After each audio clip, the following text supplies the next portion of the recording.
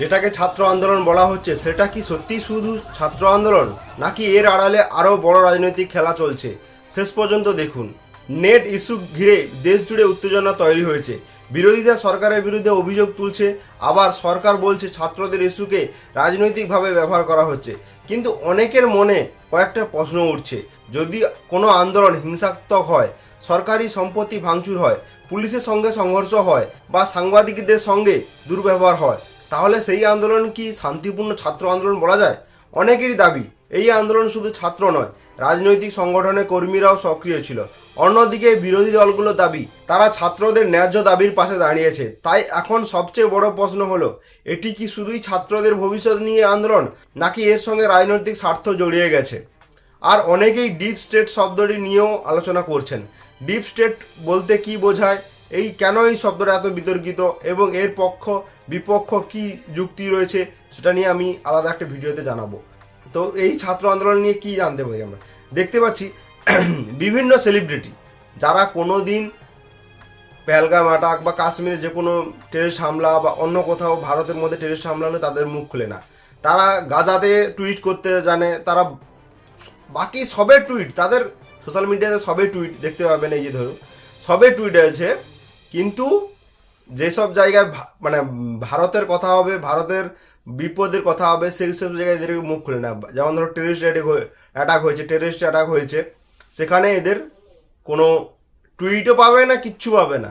কিন্তু anti India মুভমেন্টের সময় এদের সবার হাত জেগে উঠে, ব্যাস শুধু ডেমোক্রেসি ডেমোক্রেসি ডেমোক্রেসি কি? আরে তুমি তো লিখতে পারছো, তুমি টুইট করতে পারছো, তাহলে ডেমোক্রেসিটা কোথায় তোমার খাতরে হয়ে আছে?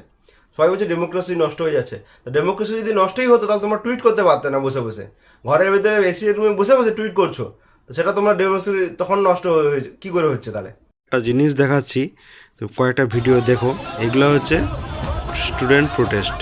শেষে একটা ভিডিও দেখাবো, তো সবাই শেষ অবধি দেখো। স্টুডেন্ট প্রোটেস্টের নামে এগুলো কি স্টুডেন্ট প্রোটেস্ট?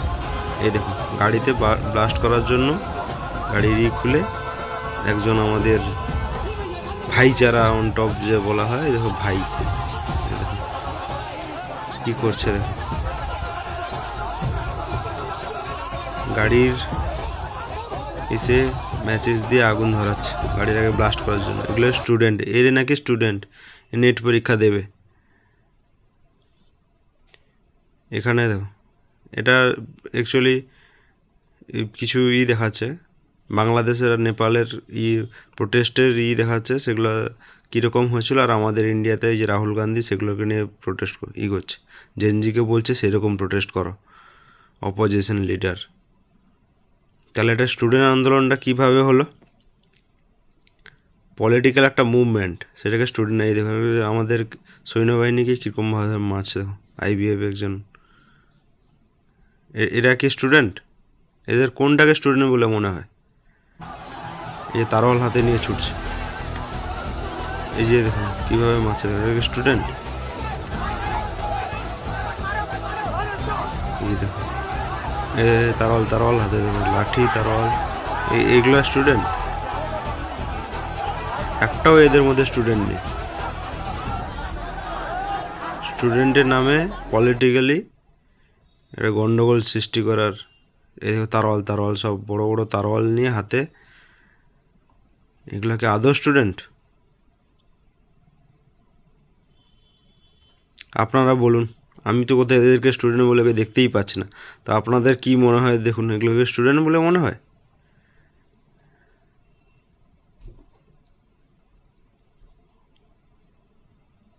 এই দেখুন কত বড় বড় তারওয়াল নিয়ে ছুটছে। এদের স্টুডেন্ট যারা, তারা সাইডে দাঁড়িয়ে যাচ্ছে। এগুলো আদৌ স্টুডেন্ট? এগুলো তো গুন্ডা, পলিটিক্যালি গুন্ডা, দেশে শুধু সন্ত্রাস ফেলানোর জন্য।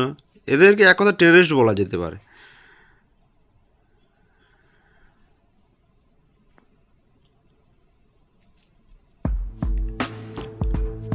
এখানে দেখুন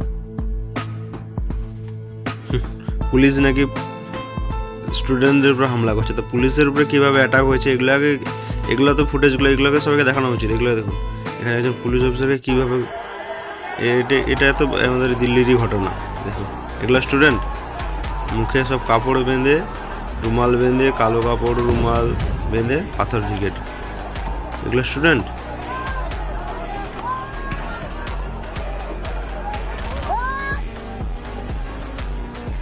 আসল স্টুডেন্ট কি হয় আমি দেখাবো, লাস্টে একটা ভিডিওতে দেখাবো স্টুডেন্ট কি, এই নেটের এক্সামে স্টুডেন্টরা কীরকমই হয়, আসল স্টুডেন্ট কীরকমই তাদের মুখটা দেখাবো। এই দেখুন একজন রিপোর্টারকে কীভাবে হেনস্থা করা হচ্ছে।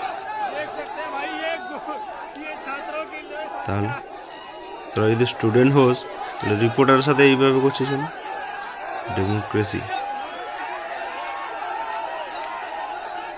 একজন দিল্লির পুলিশের কনস্টেবল, ওনার বক্তব্যটা এর পরেই শোনাবো, তো ওনার বক্তব্যটা कांस्टेबल के रूप में अपने थाना संसद मार्ग में पोस्टेड हूँ। कल हमारी ड्यूटी थी अरेंजमेंट ड्यूटी, जिसमें कि हमें बोला गया था इन लोगों को शांत रखने के लिए कि कोई भी मार्च लीगल नहीं है। हम लोग बैरिकेड्स पे अपनी ड्यूटी दे रहे थे। जब इन लोगों को पीछे कर दिया गया था तब हमारे को ऑर्डर्स आए थे कि हम लोगों को स्टूडेंट्स को बाहर एग्जिट की तरफ मोड़ना है। और कुट्टी शॉप के कट पे, जहाँ पे कुट्टी शॉप है उनके पहले एक कट है जो जंतर मंतर की तरफ जाता है, उसी के उल्टे हाथ पे YMCA या YWCA है, उसके बाहर में ही सुलभ शौचालय है। वहीं से हमारे ऊपर पथराव होना चालू हुआ। एकदम से पथराव हुआ तो हमने इधर उधर देखा तो समझ में नहीं आ रहा था पत्थर आ कहां से रहे। थोड़ी देर बाद देखने के बाद पता चला कि सुलभ शौचालय के ऊपर कई लोग छुपे हुए हैं जो कि हमारे ऊपर पथराव कर रहे हैं। और वो पत्थर नहीं थे, वो टाइलें थी। टाइलों को नोकीला करके एज एन वेपन यूज करा जा रहा था हमारे को कट्स मारने के लिए, ताकि हमारे को चोटें ज्यादा आए। तो जैसे ही मैंने उस चीज को देखा तो मैं उसको रोकने के लिए ऊपर की तरफ भागा और मैं सुलभ शौचालय की छत पे चढ़ा। जैसे ही मैं सुलभ शौचालय की छत पे चढ़ता हूँ, वहां पे देखता हूँ कि 2 लड़कियां टाइलें घिसने का काम कर रही हैं और 2 लड़के उनको मारने का काम कर रहे हैं। उन्होंने काफी ढेर इकट्ठा कर रखा था। मैंने किसी तरीके से उस ढेर को फेंका। जैसे ही मैंने उस ढेर को फेंका, उन दोनों लड़कों ने उठा के मेरे को नीचे रोड पे पटका।